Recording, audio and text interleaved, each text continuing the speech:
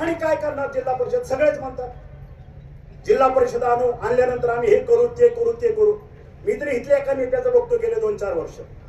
काय बघतो? सकाळी अर्धा तास झाले की त्या काय फेस टाइम का काय असतं ते मोबाईलवर यायचं, काहीतरी बोलायचं. काय करा? मी धावपट्टी करणार. काय करायचं? इथं बोईंग विमान येणार. काय करायचं? उपग्रहावरनं एलियन्स इथं उतरणार. अरे काय चाटायचं आहे का? माझ्या पोराचं उद्या दप्तर आणायचं आहे, माझ्या दवाखान्याची बिलं भरायची आहे, ती माझ्या पोरीचं उद्या लगीन आलंय त्याला पैसे नाही, तुझं बोईंग विमान तुझं हे बघून आम्हाला काय करायचंय? त्याचा काय उपयोग आहे आम्हाला? आणि चोरायची एक लय सवय. विमानाचा विषय निघाला म्हणून धाराशिवची धावपट्टी विमानाची चांगली व्हावी हे पहिलं पत्र कोणी दिलं हे मीडियाला विचारा. पहिलं पत्र माझं आहे. दुसरी गोष्ट, खंत वाटते, खेद वाटतो, वाईट वाटतं. आपण सर्वजण हिंदू आहोत. काय वाईट वाटतं?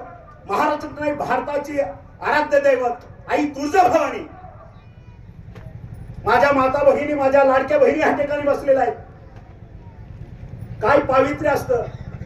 नवरात्रात आपण किती कडक त्या ठिकाणी भूमिका घेतो.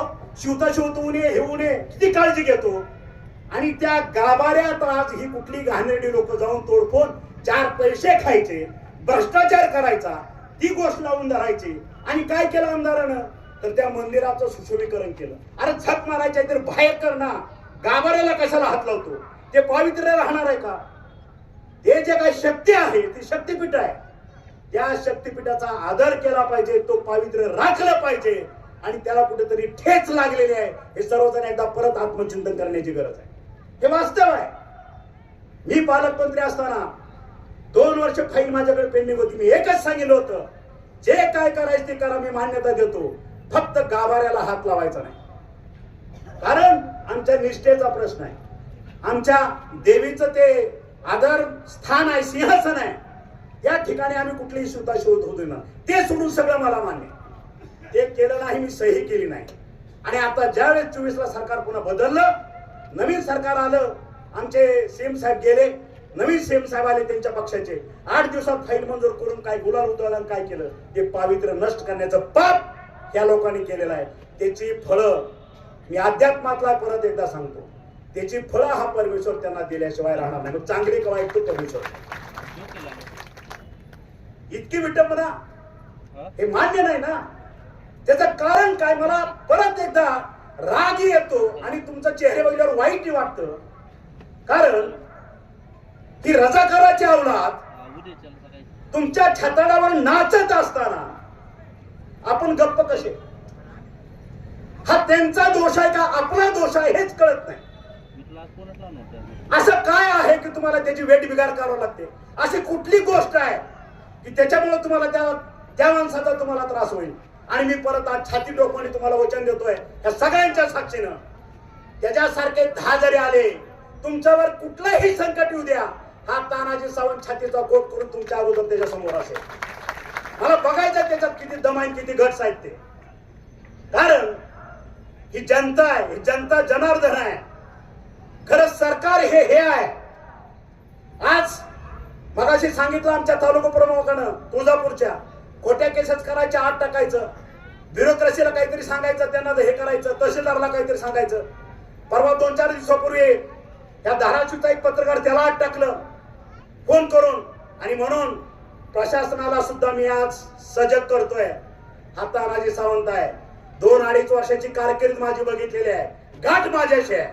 हे जिल्हा परिषद संपू द्या, मग हे तानाजी सावंत काय हे ब्युरोक्रेसीला दाखवल्याशिवाय स्वस्त बसणार नाही. जनतेवर जर अन्याय करणार असाल, ज्याच्या पगारी तुम्ही खाता, ज्याच्या रक्ताच्या पैशातून तुमच्या तिजोरी भरतात आणि त्या तिजोरीतून तुमच्या पगारी होतात, त्यांना जर त्रास द्यायची मानसिकता तुम्ही ठेवली, राजकारण करत असाल, त्याला योग्य पद्धतीने जाब दिल्याशिवाय तानाजी सावंत स्वस्त बसणार. हे मान्य नाही, हे सहन करणार नाही. आणि म्हणून जर कोणाला घमेंड असेल ना डोक्यात, सत्ता माझी आहे, सत्ता माझी पण आहे, माझा मुख्यमंत्री आहे, माझा बी मुख्यमंत्री आहे, आणि त्याच्याही पुढचं आम्ही रक्ताचे शिवसैनिक आहोत, कडवे शिवसैनिक आहोत बाळासाहेबांचे.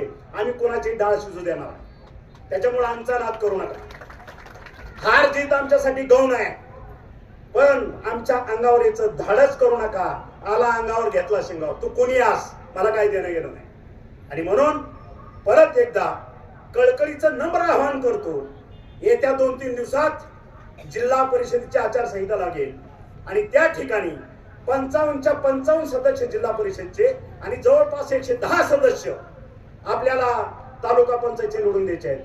आणि मग तुम्हाला सांगतो, आदर्श जिल्हा परिषद कशी चालवायची हे तुम्ही पुढच्या 5 वर्षात बघाल.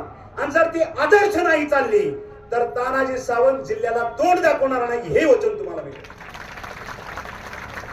आणि मग तुम्ही ठरवायचं जिल्हा परिषद मध्ये शिवसेना आणायची का हायब्रिड पार्टी आणायची, हे तुम्ही ठरवायचं. आणि आपण सर्वजण इतक्या लांबून ह्या ठिकाणी उन्हात आणत आलात, एका हाकेवरती आलात, पेरण्याची अस्मिता म्हणून आलात, जिव्हाळ्याचा विषय म्हणून आलात, त्याबद्दल माझ्या सर्व लाडक्या बहिणी, माझे माता भगिनी, माझे सहकारी यांना धन्यवाद देतो आणि 2 शब्द संपवतो. जय हिंद, जय महाराष्ट्र. यानंतर आभार प्रदर्शन नितीन